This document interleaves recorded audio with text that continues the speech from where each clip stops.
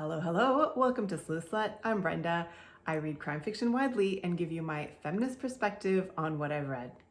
Exceptionally, I read a novella, a very short book, can be read in about an hour. It's by Helen Fitzgerald and it's called Hot Flush, which is what people in the UK call a hot flash. It was published in 2011 and I picked it up because I was really looking for a perimenopausal protagonist. I'd heard Helen Fitzgerald interviewed, I think, on the Tarte Noir podcast, and so I was really curious to see what this story was all about. It follows Eileen, who is a social worker, and she does group work with convicts whose part of their sentence is to go to these group meetings. And in her group is Jim, who's a car thief, and he becomes important later in the story.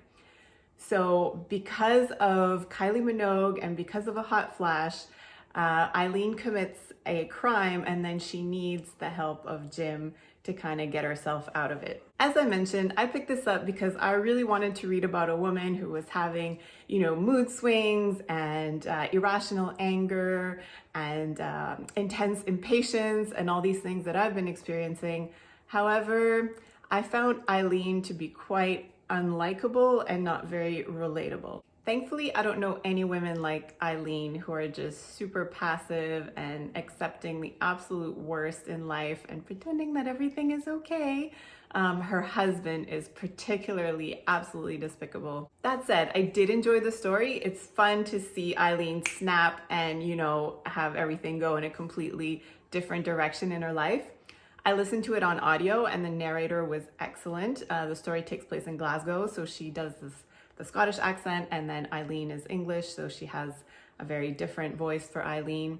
So it was enjoyable. I mean, it's a small commitment. It's such a short story, so I would say give it a go, but it's not a realistic portrayal of a perimenopausal woman.